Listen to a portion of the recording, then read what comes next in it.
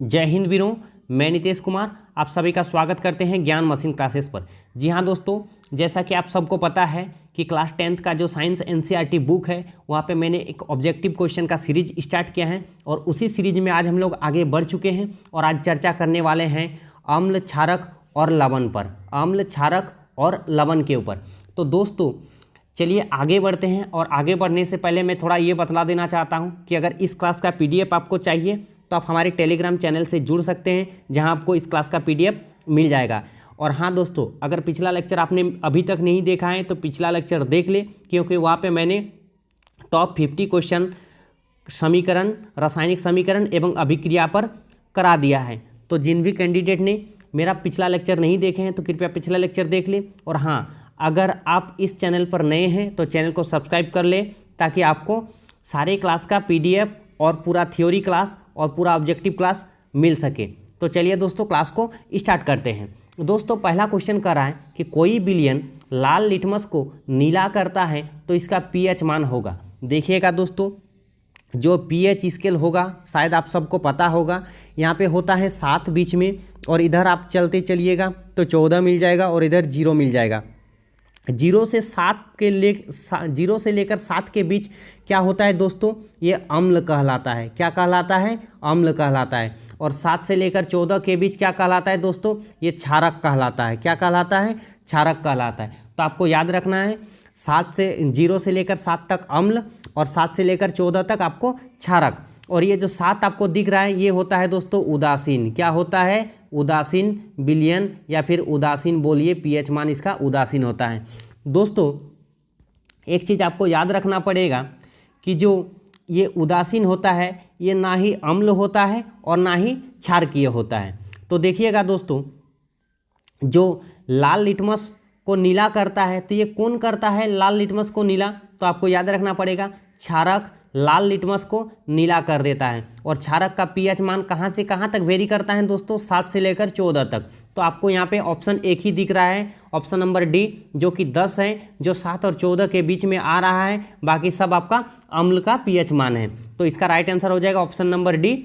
चलिए दोस्तों अगला क्वेश्चन देख लेते हैं। अगला क्वेश्चन कह रहा है कि कोई विलयन अंडे के पीसे हुए कवच से अभिक्रिया कर एक गैस उत्पन्न करते हैं जो चूना जल को दूधिया कर देती है, वह विलयन होगा।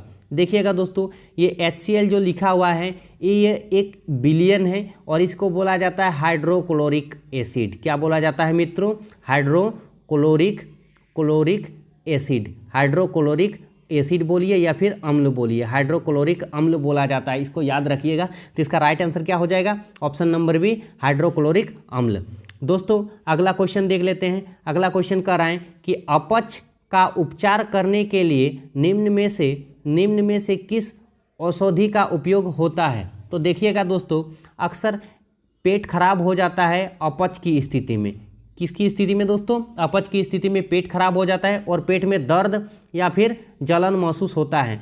तो अगर किसी का ऐसा हो रहा है तो आप उसको एक उपाय सुझाइए, और वह उपाय क्या है दोस्तों? एंटासिड। क्या है? एंटासिड। एंटासिड का जो फॉर्मूला होता है मित्रों, एंटासिड का फॉर्मूला आपका हो जाता है मैग्नीशियम हाइड्रोक्साइड। क्या होता है? Magnesium hydroxide. इसको बोला जाता है मिल्क ऑफ मैग्नीशिया, और इसी का आप दवा के रूप में यूज कर सकते हैं अपच की स्थिति में। ये घरेलू उपाय है। तो चलिए दोस्तों अगला क्वेश्चन देख लेते हैं। जी हाँ, प्लास्टर ऑफ पेरिस का सूत्र क्या है? दोस्तों अगर आपको सूत्र नहीं पता है तो जाहिर सी बात है कि इस क्वेश्चन का आप आंसर नहीं दे पाएंगे। लेकिन प्लास्टर ऑफ पेरिस का सूत्र क्या है? आपका CaSO4 हाफ H2O, यानी कैल्शियम सल्फेट हेमीहाइड्रेट इसका नाम हो जाता है दोस्तों। और इसको आपको याद रखना है, कैल्शियम सल्फेट हेमीहाइड्रेट और CaSO4 हाफ H2O बोलिए या फिर CaSO4 1/2 H2O बोलिए। ये हो जाता है आपका प्लास्टर ऑफ पेरिस का फॉर्मूला। अगला क्वेश्चन देख लेते हैं दोस्तों। कह रहा है कि एसिड शब्द की उत्पत्ति लेटिन शब्द किससे हुई है? तो आपको याद रखना पड़ेगा, एसिड शब्द जो है ना लेटिन भाषा के एसिडस से लिया गया है, और एसिडस से ही एसिड का उत्पन्न होता है, यानी एसिड शब्द आया है। अगला क्वेश्चन देख लेते हैं दोस्तों। अगला क्वेश्चन क्या बोल रहा है कि ऐसा पदार्थ जिसका जलीय विलयन नीले लिटमस को लाल कर देती है कहलाता है। तो दोस्तों अब यहाँ पे आपको एक ट्रिक याद रखना पड़ेगा। ऐसा पदार्थ जिसका जलीय विलयन नीले लिटमस को लाल कर देता है, तो आपको याद रखना पड़ेगा अनीला, क्या याद रखना पड़ेगा दोस्तों? अनीला, ठीक है। और एक याद रखना पड़ेगा आपको छालनी, क्या याद रखना पड़ेगा दोस्तों? छालनी, ठीक है। तो बोलिएगा सर क्या बता रहे हैं आप, अनीला छालनी? लेकिन नहीं दोस्तों, ऐसा कुछ नहीं है, ये बहुत ही इंपॉर्टेंट ट्रिक है आपको अम्ल और क्षारक याद रखने का। देखिए दोस्तों, ये जो अ से होता है अम्ल, और नी से होता है नीला, और ला से होता है लाल, यानी अम्ल नीला लिटमस को किस रंग में बदल देगा? आपका लाल कर देगा। और यहाँ पे अक्षा से होता है क्षारक, और क्षारक लाल को किस में बदल देगा? नीला में। तो देखिएगा दोस्तों, यहाँ क्वेश्चन क्या बोल रहा है? क्वेश्चन कह रहा है कि मतलब नीले लिटमस को लाल कर देता है। तो नीले लिटमस को लाल किसने कर देगा दोस्तों? अम्ल के द्वारा किया जाएगा। तो इसका राइट आंसर हो जाएगा ऑप्शन नंबर सी। अगला क्वेश्चन देख लेते हैं। अगला क्वेश्चन कह रहा है कि ऐसा पदार्थ जिसका जल या विलयन लाल लिटमस को नीला कर देगा। अभी बताएं दोस्तों, छालनी अभी बताएं ना। तो क्षारक है, क्षारक किस में बदल देगा? लाल को नीला में। और यहाँ पूछ भी रहा है कि लाल को नीला में कौन बदलेगा? तो क्षारक बदलेगा। तो इसका राइट आंसर हो जाएगा ऑप्शन नंबर सी, क्षारक। अगला क्वेश्चन देख लेते हैं। अगला क्वेश्चन बोल रहे हैं कि H2SO4 क्या है? तो H2SO4 क्या है दोस्तों? खनिज अम्ल है। ये क्वेश्चन बार बार आता है एग्जाम में, आपको याद रखना पड़ेगा। H2SO4 आपका खनिज अम्ल है, ठीक है दोस्तों। चलिए अगला क्वेश्चन बोल रहा है कि अम्ल वो पदार्थ हैं जो, तो आपको याद रखना है कि अम्ल वो पदार्थ हैं जो प्रोटॉन देता है। क्या करता है? प्रोटॉन देता है। और क्षारक जो है, क्षारक वो पदार्थ हैं जो प्रोटॉन ग्रहण करता है। क्षारक वो पदार्थ हैं जो प्रोटॉन ग्रहण करता है। तो आपको याद रखना होगा, इस क्वेश्चन का राइट आंसर हो जाएगा ऑप्शन नंबर सी, अम्ल वो पदार्थ हैं जो प्रोटॉन देता है। अगला क्वेश्चन देख लेते हैं दोस्तों। अगला क्वेश्चन कह रहा है कि भस्म वो पदार्थ हैं जो, तो भस्म यानी भस्म, तो भस्म दोस्तों आपको याद रखना पड़ेगा, क्षारक को ही भस्म कहा जाता है, ठीक है। क्षारक को ही भस्म कहा जाता है। तो भस्म क्या करेगा दोस्तों? प्रोटॉन ग्रहण करेगा। क्या करेगा? प्रोटॉन ग्रहण करेगा। तो चलिए अगला क्वेश्चन देख लेते हैं। अगला क्वेश्चन यहाँ पे कह रहा है, सॉरी दोस्तों, अम्ल और भस्म अभिक्रिया करके बनाते हैं। अम्ल और भस्म, देखिएगा दोस्तों, अम्ल सॉरी दोस्तों, आपका ये हो जाएगा अम्ल, क्या है? अम्ल प्लस क्षारक। अम्ल प्लस क्षारक अगर रिएक्शन कर रहा है तो रिएक्शन करने के बाद क्या बनाएगा? लवण और जल देगा। लवण प्लस जल उत्पन्न करेगा। तो अम्ल और क्षारक अभिक्रिया करके एक दूसरे के गुण को नष्ट कर देते हैं, एक दूसरे के गुण को नष्ट कर देते हैं, और क्या बना देता है? लवण। और लवण का पीएच विलयन के पीएच मान कितना होता है दोस्तों? उदासीन होता है, यानी 7 के बराबर होता है। तो अगला क्वेश्चन देख लेते हैं।